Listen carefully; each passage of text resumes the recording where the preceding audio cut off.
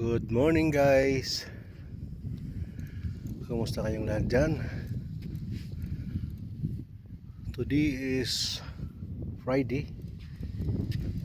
Dito tayo naglakad-lakad sa tabing dagat.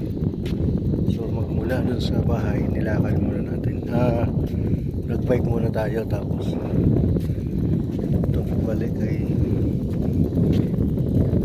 lakad-lakad muna guys. So hindi kilala ng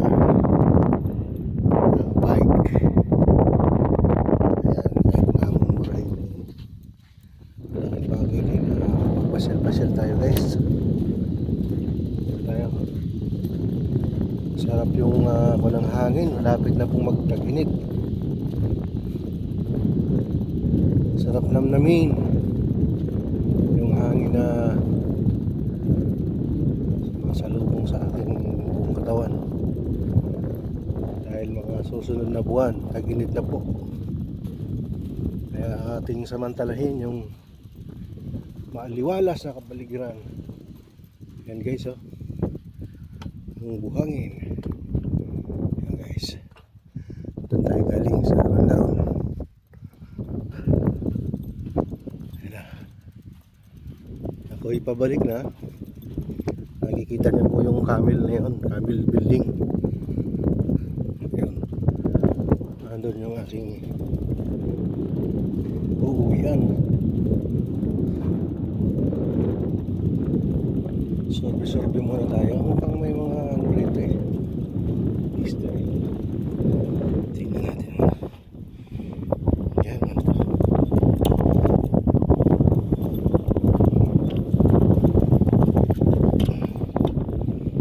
Yan guys.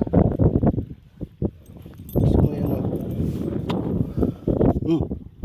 Ito.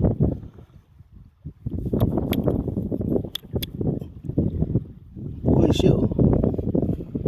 Buhay may laman. Kung marami yan, pwedeng kunin. Kaso kung nag-iisa lang siya, hindi pwede. Tingnan natin, parang may walang isda. Siguro guys, may pusit dito guys. Ito, may naglakad-lakad na rito. So, ayan oh, medyo konsya oh. Medyo lumalim na ng siguro maganda rito mamingwit ah. Kasi doon no, yung kabila parang ano lang to eh, lake, masok doon. Lambot guys yung ano.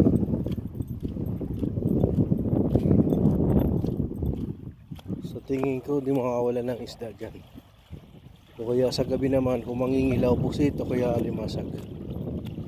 Yan guys oh. Uy, malambot. So pagka high tide kang ano rito, mamimingwit, hindi na to aabutin kasi malayo na siya sa ano, tabi. Yan guys, malayo na, andun pa yun, aabot. So sa tingin ko maganda mag ano rito, kasi ang hagis sumupidi doon, nakakarating sa bandang gitna ng pinaka-ano nito, lake na ito. Ayan guys.